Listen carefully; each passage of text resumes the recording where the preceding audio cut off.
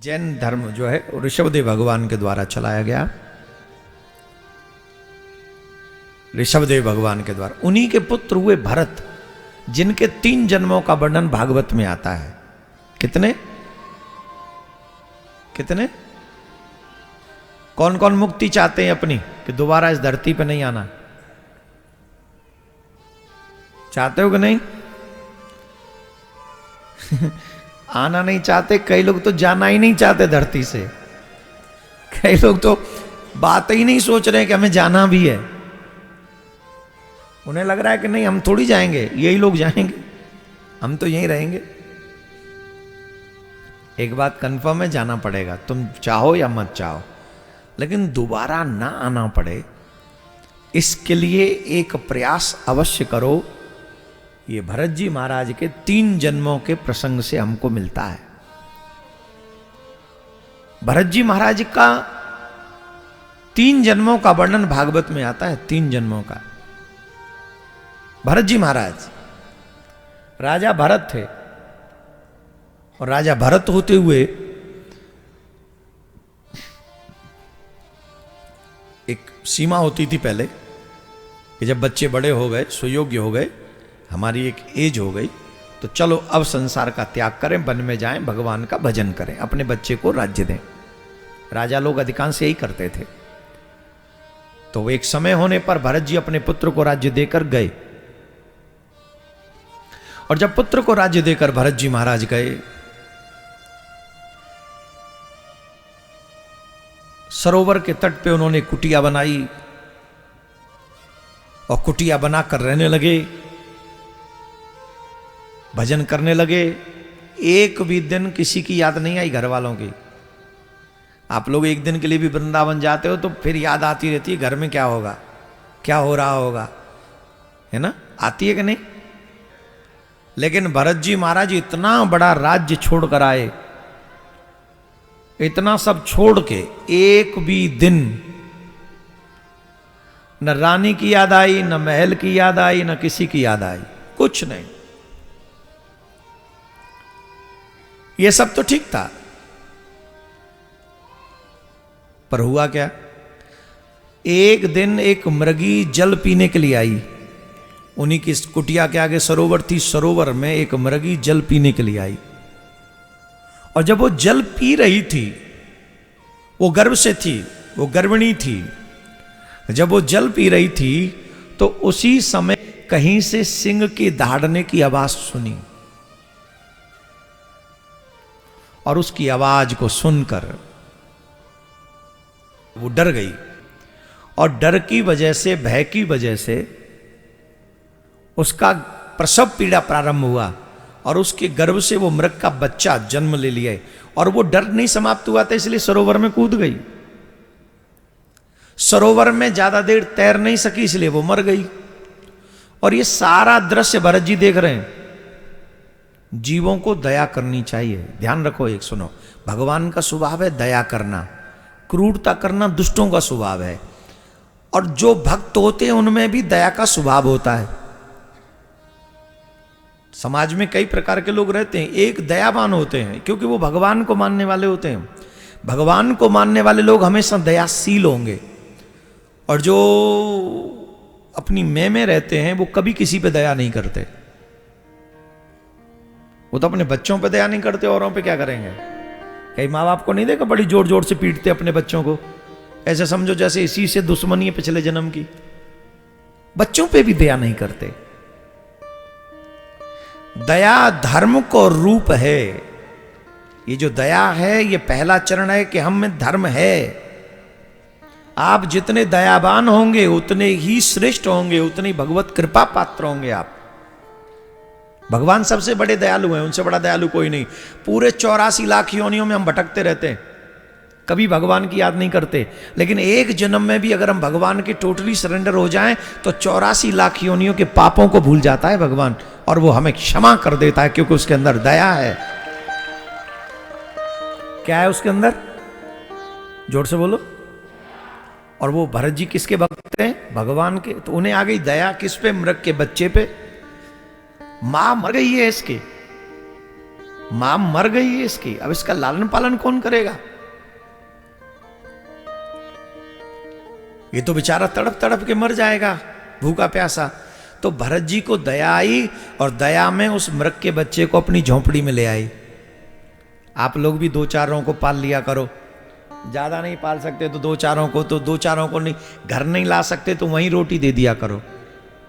जैसे नहीं कोई सड़क पे रहते हैं, कोई इधर रहते हैं, जरूर एक आध का पालन करो, भगवान तुम पर दया जरूर करेगा। सिर्फ अपने बच्चों के लिए मत पर इकट्ठा करो, कसम से ये बच्चे तुम्हें नरक ले जा सकते हैं। लेकिन जिससे तुम्हारा कोई रिश्ता नहीं, अगर उसकी सहायता तुमने की है ना, वो एक सत्कर्म तुम्हें ठीक ठाकुर जी के पास पहुंचा देगा, गोविंद का बना देगा। किसका बना देगा माय डियर? अब वो बोले बच्चों को पालो पोसो, बड़ा करो, पढ़ाओ लिखाओ, अच्छा सा ऑफिसर बनाओ, ऑफिसर भी ऐसा बनाओ जो धर्म को आगे बढ़ाए, जज बनाओ जो धर्म के पक्ष में निर्णय दे, नेता बनाओ जो बढ़िया सा कुर्सी पे बैठ के हमारा जो है सनातन के हित में काम करे, बिजनेसमैन बनाओ इतना बड़ा कि महाराज पूरे विश्व में नाम हो। लेकिन इतना बड़ा बिजनेसमैन हो कि जब बिजनेसमैन हो तो सिर्फ धर्म के, हमारे बिरला जी का नाम सुना है आपने? मैं आज तक नहीं मिला लाइफ में उनसे, पता नहीं मिलना हो भी पाएगा कि नहीं, इस जन्म में तो नहीं हो पाएगा शायद, पर मैं कभी भी बिरला जी को नहीं भूलता। क्यों नहीं भूलता? इस देश में एक भी बड़ा शहर ऐसा नहीं है जहां बिरला जी ने अपने धन से भगवान के विशालकाय मंदिर नहीं बनाए हों। यह सही मायने में बिजनेस है, जो धन के साथ साथ धर्म को आगे बढ़ाए, लोगों की बुद्धि शुद्ध करे, ऐसे स्थान का डेवलपमेंट करे।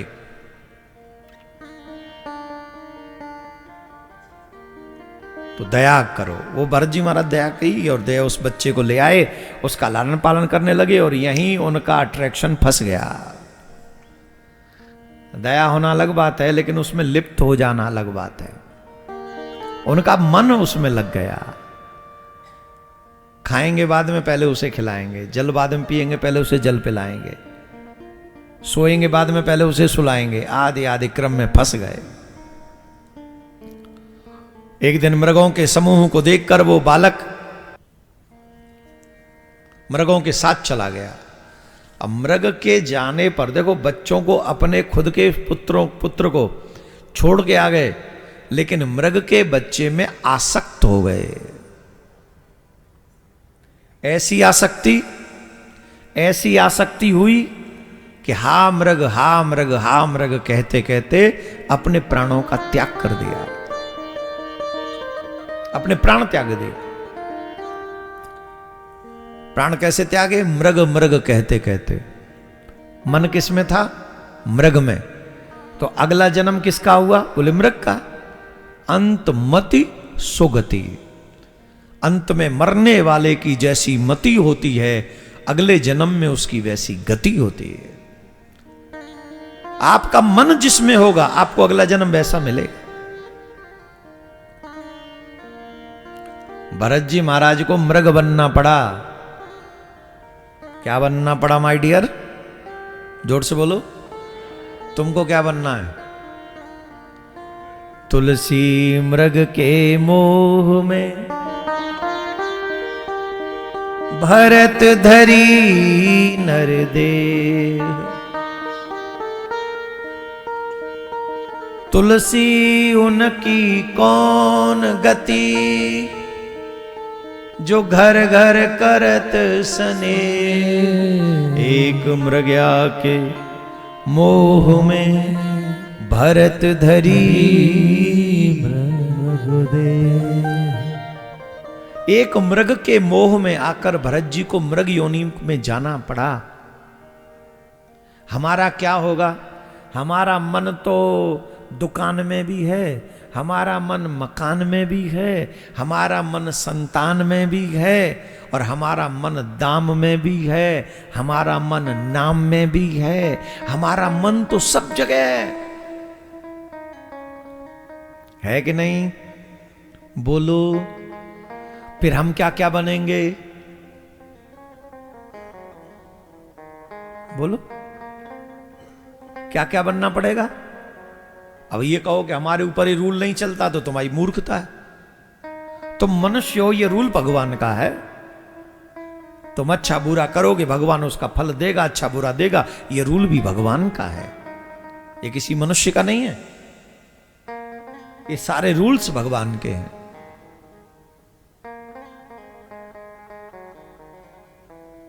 तुम जैसा कर्म करोगे तुम्हें वैसा बनना पड़ेगा, ये रूल भगवान के हैं। तो भरत जी महाराज की इस कथा से हमें यह सीखने को चाहिए कि जब जीवन विश्राम की ओर, संध्या की तरफ जा रहा हो, साधु कैसा होता है, कल्याण का मार्ग चाहने वाला कैसा होता है, भक्त कैसा होता है? बोले सूर्य की तरह। बोले सूर्य की तरह कैसे?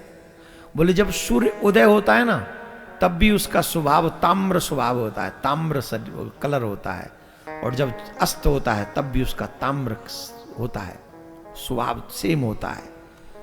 इसका मतलब है जीवन में चाहे सुख आए चाहे दुख आए, सुख में फूले नहीं और दुख में दुखी न हो, रोए नहीं। सुख आ जाए तो वैसे ही विनम्र बने रहो, और दुख आ जाए तो ठाकुर जी के आगे चरणों में प्रार्थना करते रहो। सह लो ये सोच के कि मेरे ही पापों का फल होगा, अच्छा है मेरा प्रारब्ध कट जाएगा। थोड़ा सा भी बुखार आ जाए, पूरी दुनिया को फोन कर करके दुखी कर देते। अरे सह लो, प्रारब्ध है, क्या जरूरत है दुनिया में ढिढोरा पीटने की, कोई आवश्यकता नहीं है। भरत जी महाराज की इस कथा से हमको सीखना चाहिए, अगर कहीं फंसे तो 84 लाखों में बार बार आना पड़ेगा। इसलिए जीवन भर एक ही काम करो। बोले क्या? भगवान को मनाने की कोशिश। वो कैसे मानेंगे? बोले उन्हें मनाने का एक ही प्रयास है, दुनिया का काम शरीर से करो और मन ठाकुर जी में लगा के रखो। अहरनिश राधे गोविंद राधे गोविंद गोविंद गोविंद राधे गोविंद। चल भी न बोल, मुंह से ना भी बोल रहे हो तो मन में यही चलता रहे,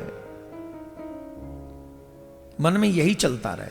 सुख में हो दुख में हो, जब हो जैसे हो, जहां हो वहीं सुख दुख में नाम जपो, जपो नाम।